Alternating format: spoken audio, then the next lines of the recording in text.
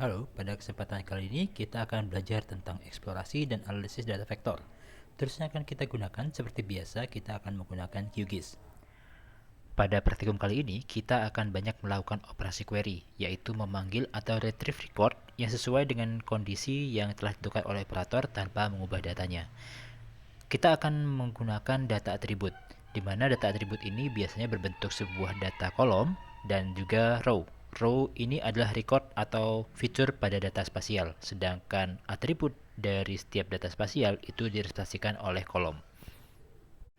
Pada praktikum ini juga, kita akan melakukan analisis data spasial menggunakan boolean operator, yaitu AND, OR, dan OR. Untuk boolean operator, ada juga yang tipenya adalah NOT, tapi kita akan banyak menggunakan AND dan OR. Jadi, contohnya kita akan melakukan query data, di mana kita misalnya akan mencari area yang lebih luas daripada 400.000 meter, dan juga dia adalah pemukiman. Itu kita menggunakan boolean operator berupa AND.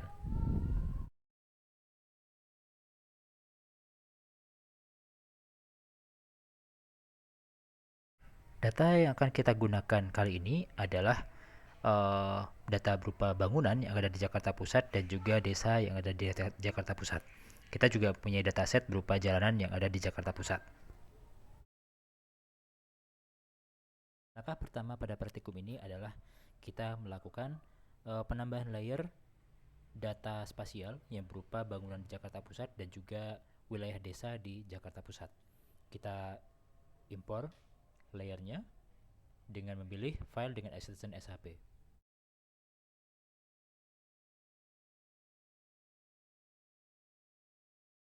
Setelah menambahkan file tersebut ke kanvas kerja, kita dapat meningkatkan tampilan data yang akan dimunculkan di layar dengan mengganti komposisi atau urutan layer datanya.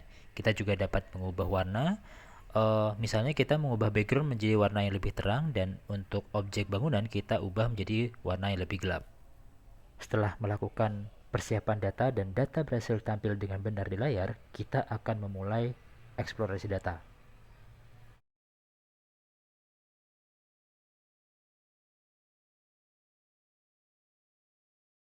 Pertama, kita akan menampilkan data atribut pada layer buildings atau bangunan yang ada di Jakarta Pusat.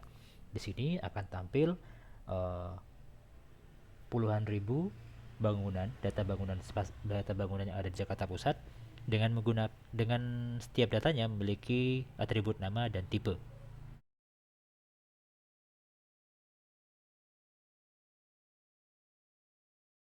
Untuk data layer desa dengan data atributnya, kita dapat melihat kita memiliki 44 record desa yang ada di Jakarta Pusat. Lalu untuk memudahkan, kita urutkan menggunakan nomor kecamatan. Lalu kita dapat dengan mudah melakukan selection untuk setiap record.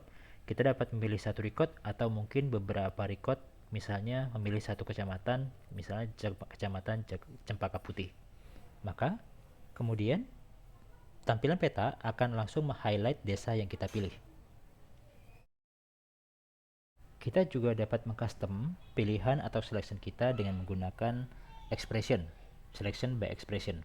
Pertama, kita buka dulu tabel atribut, lalu kita pilih tombol using expression di sini. Lalu akan muncul sebuah tampilan dialog dan kita pilih pilihan fields and value. Pada contoh kali ini, saya akan mencoba menampilkan sebuah desa bernama Rawasari yang ada di Kecamatan Cempaka Putih. Maka setelah itu akan tampil di sini. Kita juga dapat memilih dua desa yang ada pada dua kecamatan yang berbeda dengan menggunakan selection by expression. Contohnya adalah kita akan memilih desa Rawasari yang ada di Kecamatan Cempaka Putih dan juga sebuah desa yang ada di Kecamatan Kemayoran, yaitu Harapan Mulia. Kita akan menggunakan expression seperti yang tampil pada layar.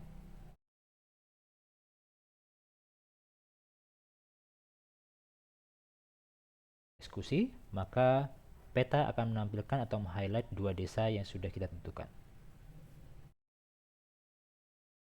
Lalu kita akan mencoba sebuah kasus di mana kita ingin menampilkan bangunan pemerintahan dan bank yang ada di Kecamatan Gambir dan Kecamatan Senen. Langkah pertama adalah kita melakukan filter area Kecamatan Gambir dengan kode 80 dan Senen 030, serta filter bangunan bertipe Government Office dan Bank. Lalu kita melakukan intersect kedua layernya. Pertama, kita lakukan selection untuk Kecamatan Gambir dan Kecamatan Senen dengan menggunakan expression yang muncul di layar. Setelah kita eksekusi, maka tabel atribut akan menunjukkan bahwa kita memiliki 44 desa, namun kita sudah men-select 12 desa yang ada di Kecamatan Gambir dan Kecamatan Senen. Dengan cara yang sama, kita akan melakukan selection di data building dan kita akan memilih bangunan dengan tipe government office dan juga bangunan dengan tipe bank.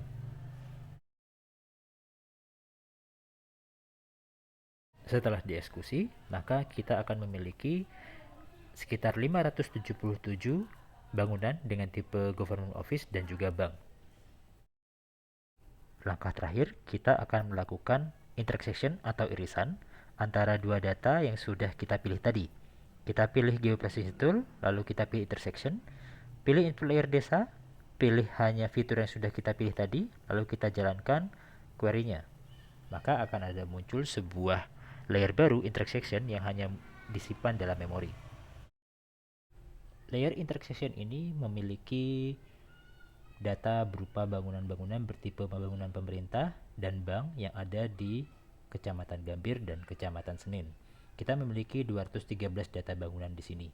Dan semua data untuk masing-masing bangunan memiliki atribut provinsi, kecamatan, hingga data nama bangunannya.